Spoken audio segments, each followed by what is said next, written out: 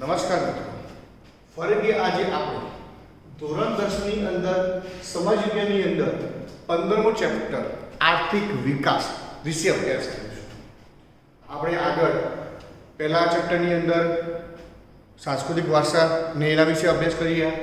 પછી 8મું ચેપ્ટર જાગૃતિ મેળવીએ, કુદરતી સંસાધન વિશે સમજાય. આજે આપણે ઇકોનોમિક્સની અંદર આર્થિક વિકાસ વિશે અભ્યાસ કરીશું. સમાજ વિજ્ઞાનની અંદર ત્રીજો પોર્શન ઇકોનોમિક્સ અને એનું પહેલું ચેપ્ટર છે આર્થિક વિકાસ. બરાબર. આર્થિક વિકાસ વિશે સમજીએ એના પહેલા એક વસ્તુ સમજી લઈએ આપણે કે દરેક જે વ્યક્તિ છે એ વ્યક્તિ સવારે ઉઠે છે ત્યારથી લઈને રાત્રે ઊંઘે ત્યાં સુધી એ અલગ અલગ પ્રકારની પ્રવૃત્તિઓ કરે છે. એની સાથે એ પોતાની ભૌતિક સુખ સગવડો ભોગવાનો પ્રયત્ન કરે છે. કેટલાક લોકો ભૌતિક સુખ સગવડો ભોગવી શકતા નથી. ઉનાળાના સમયની અંદર આપણે લોકો જ્યારે પણ કામ માટે નીકળીએ છીએ અને આપણી પોતાની ઓફિસ હોય તો ત્યાં એસી હોય છે અથવા કુલર હોય છે, બરાબર, ગરમીથી બચવા માટે. પણ જ્યારે બીજા લોકો હોય છે એ ફૂટપાથ ઉપર રહીને પણ પોતાનો ધંધો કરતા હોય છે. એટલે આપણને ખબર છે કે દરેક વ્યક્તિ પોતાની રીતે કામ કરતી હોય છે અને ભૌતિક સુખ સગવડો મેળવતી હોય છે. બીજી વસ્તુ એક સમજીએ એની અંદર. ચલો હું તમને એક ઉદાહરણ આપું કે આપણે બધા જ છીએ સવારે વહેલા ઉઠીને રૂટીન જે કામ છે એ કામ કરીએ છીએ, બરાબર. પણ આપણે જે રૂટીન કામ કરીએ છીએ કેટલીક વખતે એમાં પણ દખલગીરી થાય છે કે નહીં? થાય જ છે, બરાબર. દરરોજ સવાર પડતી જે હોય છે એ સવારે હંમેશા એટલું યાદ રાખો, દરેક વ્યક્તિની એક સરખી હોતી નથી, બધાની અલગ અલગ હોય છે. અને આપણે તો આપણી વાત કરીએ, સમગ્ર વિશ્વની વાત કરીએ ત્યારે સમગ્ર વિશ્વની અંદર વસ્તી જીવન ટકાવી રાખવા માટે, એટલે કે લોકો પોતાનું જીવન ટકાવી રાખવા માટે નાનું મોટું કામ કરતા હોય છે. ઘણી જગ્યાએ સંઘર્ષ પણ કરતા હોય છે, બરાબર. તમને કદાચ જે લોકો સંઘર્ષ નથી કરી શકતા એ લોકો હંમેશા થાકી જાય છે, એમ હિંમત હારી જાય છે, બરાબર. અહીંયા તાજ ઉદાહરણ તો તમને ખબર હશે, સુશાંત રાજપૂત એક બેસ્ટ એક્ટર, પણ કામ ના મળવાના કારણે ડિપ્રેશનમાં આવીને એને આત્મહત્યા કરી એવું જાહેર કર્યું હતું. પછી ખબર નથી કેવું, પણ એ શું બતાવે છે? સંઘર્ષ બતાવે છે. સંઘર્ષની અંદર ટકવાની જવાબદારી આપણી છે, બરાબર. એ જવાબદારી આપણી છે. આપણે કેવી રીતે ભૌતિક સુખ સગવડો પ્રાપ્ત કરવા છે, આપણે કેવી રીતે આપણું જીવન સુવિધા અને આરામદાયક બનાવવું છે, આપણે આ બધી કલ્પનાઓને પ્રાપ્ત કરવી હોય તો સંઘર્ષ કરવો પડશે. અને એ સંઘર્ષની પરિસ્થિતિ જ આર્થિક વિકાસ પર આધારિત છે. હવે હું તમને સમજાવું આર્થિક વિકાસ છે શું. આજે આધુનિક યુગમાં વિશ્વનો પ્રત્યેક દેશ વિકાસ કરવા માંગે છે પોતાના દેશની, બરાબર. એ જે વિકાસ કરવા માંગે છે એ વિકાસ ફક્ત આર્થિક જ નહીં હોતો, સામાજિક પરિવર્તન સાથે જોડાયેલો છે. એટલા માટે તો આર્થિક વિકાસની વ્યાખ્યામાં 3 પોઈન્ટ પડે છે કે દેશની રાષ્ટ્રીય આવકમાં સતત વધારો કરવો. દેશની રાષ્ટ્રીય આવકમાં સતત વધારો કરવો. તમે અહીંયા જોઈ શકો છો શબ્દ શું છે? રાષ્ટ્રીય આવકમાં વધારો કરવો. હવે તમે સમજાવો રાષ્ટ્રીય આવક એટલે શું? રાષ્ટ્રીય આવક એટલે દેશની કુલ આવકને રાષ્ટ્રીય આવક કહેવામાં આવે છે. દેશની કુલ આવકને રાષ્ટ્રીય આવક કહેવામાં આવે છે, બરાબર. દેશની જે કુલ આવક છે એને રાષ્ટ્રીય આવક કહેવામાં આવે છે. હવે તમને પ્રશ્ન કે સાહેબ દેશની કુલ આવક એટલે શું? તો હવે હું તમને સમજાવું, એની અંદર સમજીએ. તો ચલો મારું ઘર સમજો, બરાબર. કોઈ એક ઘર, એની અંદર 5 લોકો રહે છે. કેટલા લોકો રહે છે? 5. ઘરની અંદર 5 સભ્યો છે. એમાંથી કમાવાની સંખ્યા છે 3. કમાનારી સંખ્યા 3. ક્યાં 3? અને 3 ની આવક કુલ થાય છે, હું કહું છું માસિક આવક કહું છું, બરાબર.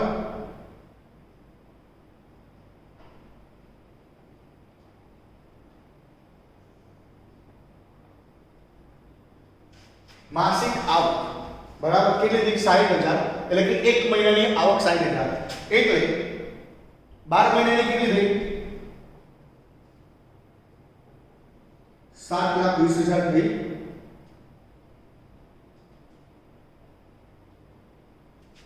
બરાબર 7,20,000 3 લોકો. બરાબર વસ્તી કેટલી છે? 5. તો આ 7,20,000 આવક એ 5 લોકોની થઈ કહેવાય. એક જ ઘરની અંદર 5 લોકોની થઈ કહેવાય. આ 7,20,000 આવક વાર્ષિક આવક.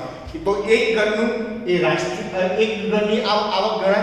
તો અહીંયા રાષ્ટ્રીય આવક એટલે આપણા સમગ્ર દેશની અંદર જેટલી પબ્લિક છે, બરાબર, એ બધી જ પબ્લિકનો આવકનો ગુણાકાર એટલે રાષ્ટ્રીય આવક. બધાને એકનો 5 લાખ હોય, બીજાના 2 લાખ હોય, એકનો 12 લાખ હોય, એવી રીતે અલગ અલગ જે હોય છે એ બધાનો સરવાળો થઈને જે થાય છે એને રાષ્ટ્રીય આવક કહે છે. તમે આ ઉદાહરણ પરથી સમજી ગયા છો, બરાબર. હવે નેક્સ્ટ જોઈએ બીજો પોઈન્ટ, દેશની માથાદીઠ આવકમાં વધારો કરવો. શું શબ્દ છે? દેશની માથાદીઠ આવકમાં વધારો કરવો. યાદ રાખો અહીંયા શું શબ્દ થયો છે? દેશની માથાદીઠ આવકમાં વધારો કરવો. હવે માથાદીઠ આવકમાં વધારો કરવો એટલે શું? અહીંયા નીચે સમજાવજો. દેશની માથાદીઠ આવક એટલે દેશની કુલ રાષ્ટ્રીય આવકને કુલ વસ્તી વડે ભાગવાથી જે રકમ મળે છે એને માથાદીઠ આવક કહેવામાં આવે છે. દેશની કુલ રાષ્ટ્રીય આવકને દેશની કુલ વસ્તી વડે ભાગવાથી જે માથાદીઠ આવક પ્રાપ્ત થાય છે, જે આવક પ્રાપ્ત થાય છે એને માથાદીઠ આવક કહેવામાં આવે છે. તમે એ સૂત્ર જોઈ લો. માથાદીઠ આવક બરાબર કુલ રાષ્ટ્રીય આવક ભાગ્યા કુલ વસ્તી. હમણાં આપણે એક ઉદાહરણ લીધું કે એક ઘરની અંદર 5 સભ્યો છે, એમાંથી 3 કમાવનારા, એમની કુલ વાર્ષિક આવક 7,20,000 થાય છે. કેટલી થાય છે? 7,20,000 થાય છે. અને એમાં કેટલા લોકો રહે છે? 5 લોકો. બરાબર 5 લોકો રહે છે. હવે 5 ભાગીએ તો કેટલા થાય?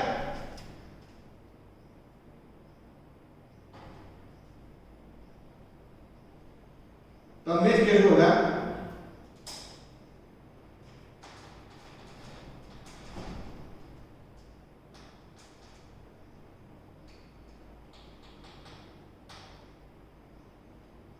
$14,400. કેટલી થઈ? 14,400. 14,400 એ માથાદીઠ આવક થઈ કહેવાય.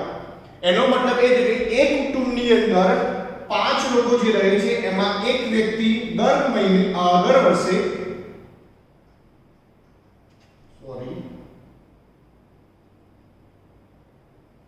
1,44,000 કમાય છે. 1,44,000 કમાય છે એ વ્યક્તિ દર વર્ષે. બરાબર. એક વ્યક્તિ 1,44,000 કમાય છે એટલે 5 વ્યક્તિએ આટલો થાય. 5 વ્યક્તિએ એટલો થાય. તો તમે સમજી લો કે માથાદીઠ આવક આપણા દેશની કુલ જે રાષ્ટ્રીય આવક છે એ કુલ રાષ્ટ્રીય આવકને કુલ વસ્તી વડે ભાગવાથી જે આંકડો આવે એને માથાદીઠ આવક કહેવામાં આવે છે. આટલું ક્લિયર માથાદીઠ આવકની અંદર. પછી જુઓ અહીંયા લોકોના જીવન ધોરણમાં સુધારો કરવો. શબ્દ સાંભળો, લોકોના જીવન ધોરણમાં સુધારો કરવો એટલે કે ગરીબ અને મધ્યમ વર્ગના લોકોને જીવન જરૂરિયાત દરેક વસ્તુઓ જે સરળતાથી પ્રાપ્ત થાય છે, એક ખોરાક, રહેઠાણ અને શિક્ષણ અને આરોગ્ય, આ 4 વસ્તુઓ જ્યારે પણ એ લોકોને સરળતાથી પ્રાપ્ત થાય છે ત્યારે એવું કહેવામાં આવે છે કે એમના જીવન ધોરણની અંદર સુધારો થયો છે. તો આ રીતે લોકોના જીવન ધોરણમાં સુધારો કરવો. તમને ખબર પડી ગઈ? આર્થિક વિકાસ એટલે શું? આર્થિક વિકાસ એટલે દેશની રાષ્ટ્રીય આવકમાં સતત વધારો કરવો, દેશની માથાદીઠ આવકમાં વધારો કરવો, લોકોના જીવન ધોરણમાં સુધારો કરવો. એમાં વળી રાષ્ટ્રીય આવક એટલે દેશની કુલ આવકને રાષ્ટ્રીય આવક કહેવામાં આવે છે. માથાદીઠ આવક એટલે દેશની કુલ રાષ્ટ્રીય આવકને દેશની કુલ વસ્તી વડે ભાગવાથી માથાદીઠ આવક પ્રાપ્ત થાય છે. આટલામાં સમજ પડી ગઈ? ઓકે, હવે આપણે બધા એમ કે વિકાસ અને વૃદ્ધિ એક જ છે. ના, વિકાસ અને વૃદ્ધિ બંને અલગ છે. બંને અલગ છે. તો હવે જોઈએ આર્થિક વૃદ્ધિ અને આર્થિક વિકાસ વચ્ચેનો તફાવત સમજાવો. આર્થિક વૃદ્ધિ અને આર્થિક વિકાસ એટલે શું? એ વચ્ચે બંને શબ્દો ભિન્ન ભિન્ન છે. ઘણી વખત આપણે લોકો વિચારીએ કે વિકાસ અને વૃદ્ધિ એ એક જ શબ્દ છે, પણ ના, બંને વચ્ચે તફાવત છે. પહેલો તફાવત જોઈએ એમાં વિકાસની પ્રક્રિયાને આધારે. હવે વિકાસની પ્રક્રિયાને આધારે કેવી રીતે ગણાય? તો એમાં સમજીએ આર્થિક વિકાસ એ ગુણાત્મક છે. ડબલ ગુણાત્મક છે પ્રક્રિયા. આર્થિક વિકાસ શું છે? ગુણાત્મક છે. અને આર્થિક વૃદ્ધિ એ પરિમાણાત્મક વિકાસ છે. હવે એમાં રિઝલ્ટ મળે. આર્થિક વૃદ્ધિની અંદર રિઝલ્ટ મળે. અને વિકાસ તો હંમેશા કેવું હોય? બાળક જન્મ ત્યારથી લઈને જ્યાં સુધી મૃત્યુ પામે ત્યાં સુધી જેટલો પણ ગ્રહણ કરે છે એ બધો વિકાસ કહેવાય. એ બધું જ વિકાસ કહેવાય. અને વૃદ્ધિ તો અમુક જગ્યાએ સ્ટોપ થઈ જાય. એનો મતલબ ખબર પડી? આર્થિક વિકાસ એટલે ગુણાત્મક પ્રક્રિયા, આર્થિક વૃદ્ધિ એ પરિમાણાત્મક પ્રક્રિયા છે. વળી આર્થિક વિકાસ એ પ્રથમ અવસ્થા છે. આર્થિક વિકાસ શું છે? પ્રથમ અવસ્થા છે. આર્થિક વિકાસ એ પ્રથમ અવસ્થા છે અને આર્થિક વૃદ્ધિ એ આર્થિક વિકાસ પછીની પ્રક્રિયા છે.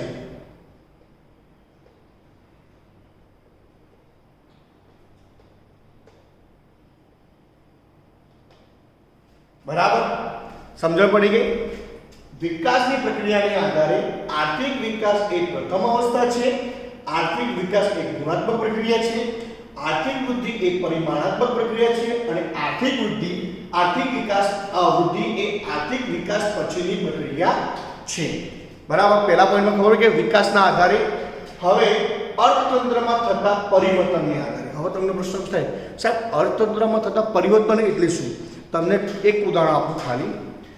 કોરોનાના કારણે સમગ્ર વિશ્વની અંદર જે લોકડાઉન આવ્યું અને એ લોકડાઉન દરમિયાન આપણે લોકોએ જે પૈસા કમાયાના, આર્થિક રીતે આપણે જે સદ્ધર થવા જોઈએ સદ્ધર થયાના, એના પરિણામે આપણે જે ભીંસ અનુભવીએ છીએ એને આપણે કહીએ છીએ અર્થતંત્રમાં સતત પરિવર્તન. આપણે સતત કમાતા રહીએ છીએ, નો ડાઉટ, આપણે એ પ્રગતિ કરીએ છીએ, વિકાસ જ કરીએ છીએ, પણ જ્યારે એના ઉપર સ્ટોપ આવે અને અચાનક ગડબડ થાય ત્યારે, અથવા કોઈ બે દેશો વચ્ચે યુદ્ધ થાય તો પણ આર્થિક વિકાસ અર્થતંત્રમાં પણ પરિવર્તન આવે છે.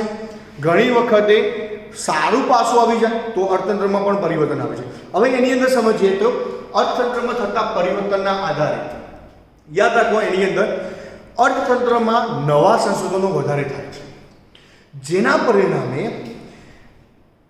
જે નવા સંશોધનો થાય છે એ સંશોધનોના કારણે વધારો થાય છે.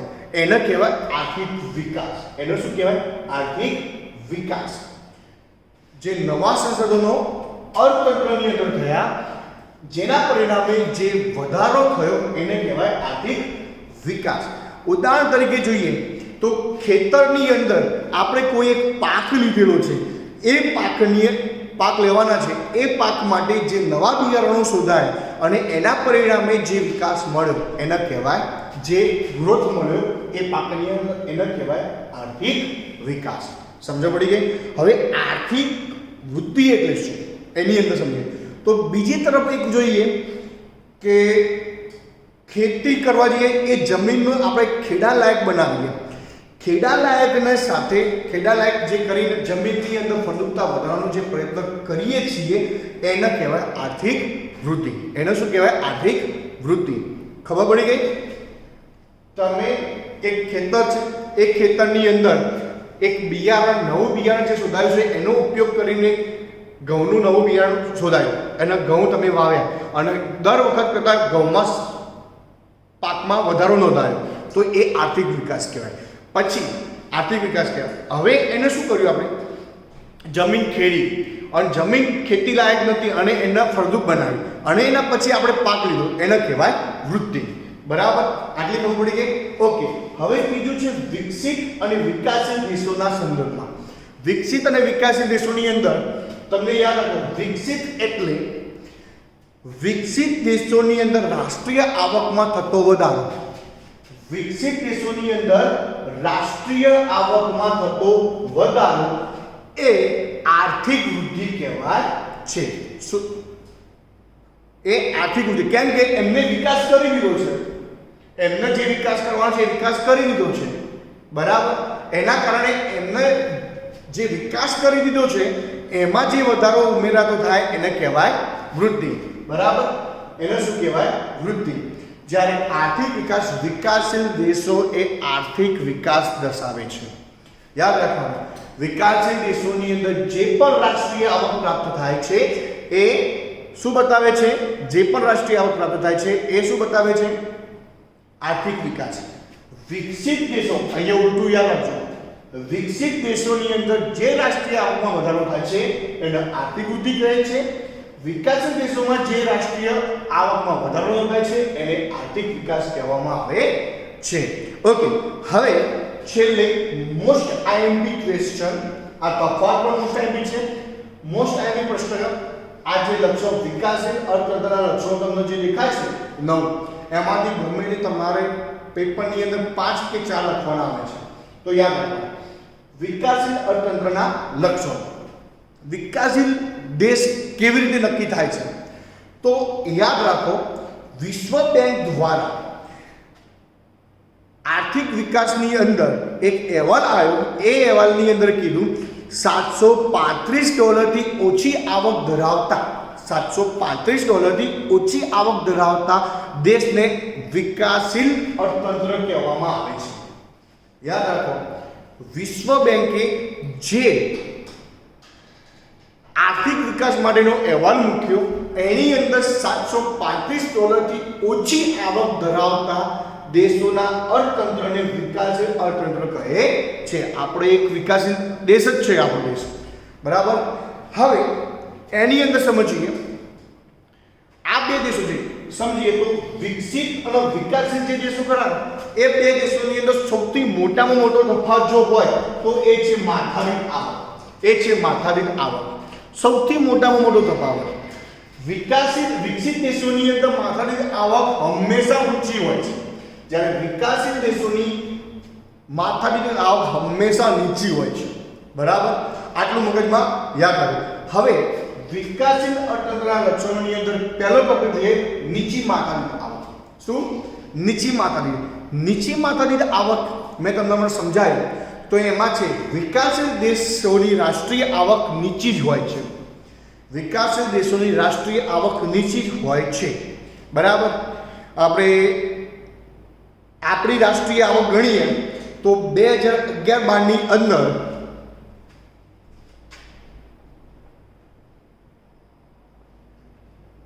7 લાખ, યાદ રાખજો કેટલી હતી? 7,36,039 કરોડ હતી. 7,36,039 કરોડ હતી 2011-12ની અંદર. યાદ રાખજો શબ્દ. અને જ્યારે 2015-16ની અંદર આ આંકડો વધ્યો, 2015-16ની અંદર આ આંકડો વધ્યો અને એ થયો 1,35,00,000. શબ્દ સાંભળજો, 1,35,67,192 કરોડ રૂપિયા થયો. 2011-12ની અંદર કેટલો હતો? 7,36,039 કરોડ. 2015-16માં 1,35,67,192 કરોડ થયો. બરાબર, આ આપણા દેશની નીચી માથાદીઠ આવક બતાવે છે. આ કુલ રાષ્ટ્રીય આવક છે. કેટલી છે? કુલ રાષ્ટ્રીય આવક. બરાબર, એના આપણે કુલ વસ્તી વડે 136 કરોડ વડે ભાગવા જઈએ ત્યારે આપણને ખબર પડે કે આપણા દેશનો માથાદીઠ આવક કેટલો છે. ઓકે, આપણા દેશની અંદર માથાદીઠ આવક નીચી છે. બીજા નંબરે વસ્તી વૃદ્ધિ. વસ્તી વૃદ્ધિનો દર 2% કરતાં પણ વધારે છે.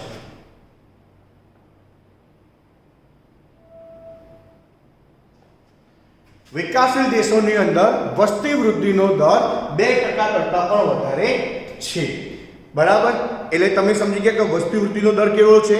હંમેશા વિકાસશીલ દેશોની અંદર વસ્તી વૃદ્ધિનો દર ઊંચો જ હોય છે, જે 2% કરતાં પણ વધારે હોય છે. ત્રીજા નંબરે કૃષિ ક્ષેત્ર પર અવલંબન. હંમેશા વિકાસશીલ દેશો ખેતી ઉપર જ આધારિત હોય છે. એમનો મુખ્ય વ્યવસાય ખેતી જ હોય છે. એમનું પ્રાધાન્ય ખેતી ઉપર જ આધારિત હોય છે, અને એ પણ ખેતી જે 12 માસ થઈ શકે એવી પરિસ્થિતિ પણ હોતી નથી, બરાબર. એના સરકાર દ્વારા બનાવવામાં આવે છે. અને આ કૃષિ ક્ષેત્ર પર અવલંબન એનો ફાળો દેશના રાષ્ટ્રીય આવકની અંદર 25% હોય છે. કેટલો હોય છે? 25% હોય છે, જે જનરલી 50% પણ કરતાં વધારે હોવો જોઈએ. વિકસિત દેશો જે છે એમની અંદર તમે એમનું પ્રાથમિક ક્ષેત્રનું એટલે કે પ્રાધાન્ય જે બિઝનેસ ઉપર આપતા હોય છે, જે વ્યવસાય ઉપર આપતા હોય છે, એ વ્યવસાયનો ફાળો રાષ્ટ્રીય આવકની અંદર 50% કરતાં પણ વધારે હોય છે.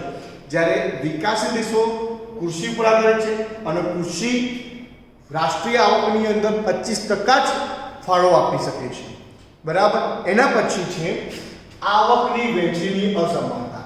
હંમેશા યાદ રાખવાનું, વિકાસશીલ દેશની અંદર અમીર અમીર બને છે, ગરીબ ગરીબ બને છે, અને મધ્યમ વર્ગ બંનેની વચ્ચે પીસાતો રહે છે. આટલો શબ્દ યાદ રાખવાનો.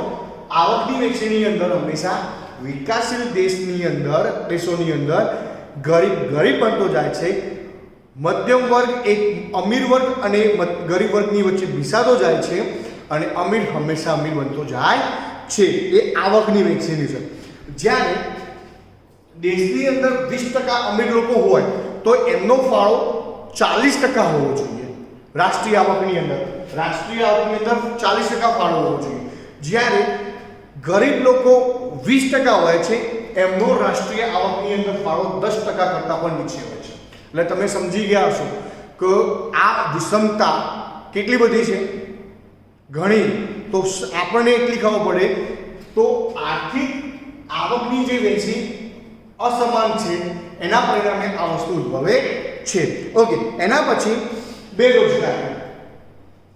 વિકાસશીલ દેશોની અંદર બેરોજગારીનું પ્રમાણ 3% કરતાં પણ વધારે હોય છે. 3% કરતાં પણ વધારે હોય છે.